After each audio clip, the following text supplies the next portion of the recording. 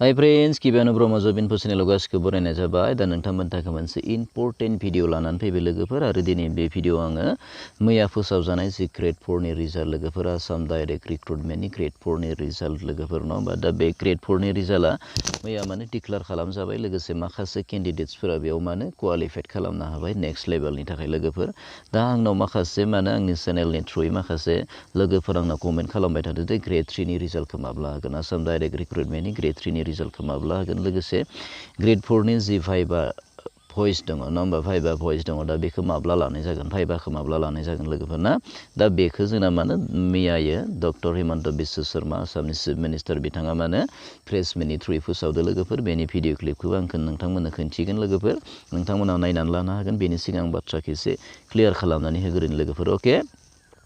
दा ग्रेड 4 नि जि रिजाल्ट मैया डिक्लेयार खालामबाय लोगोफोर दा बेनि नेक्स्ट लेभेल अर्थात भाइभा भइस दंबावो लोगोफोर नङा होमबा दा बेनि जि भाइभा भइस बेखौ माने डिसेम्बराव लानाय जागोन होनना बुंदों लोगोफोर आरो बेयाव माने 5 मार्क्स लाखिनाय जादों होनना बुंदों लोगोफोर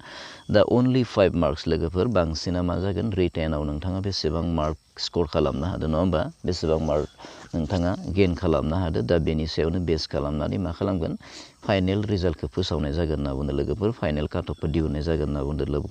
लोगोफोर अके दा बेनि जि भाइभा बे जागोन डिसेम्बराव लोगोफोर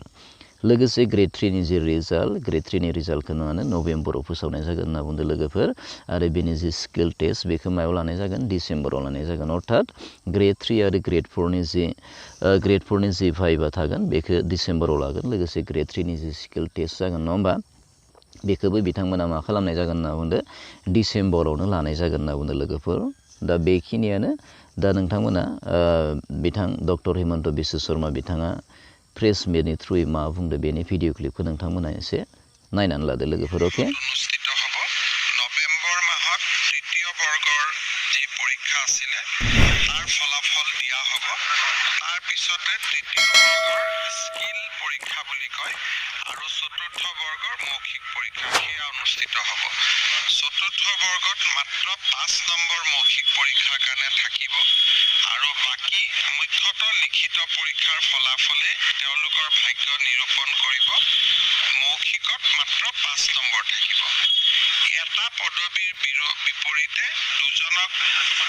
মৌখিক পৰীক্ষালৈ মতা হৈছে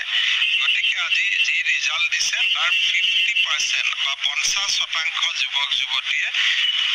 শেষত গৈ চাকৰি পাবলৈ সক্ষম হ'ব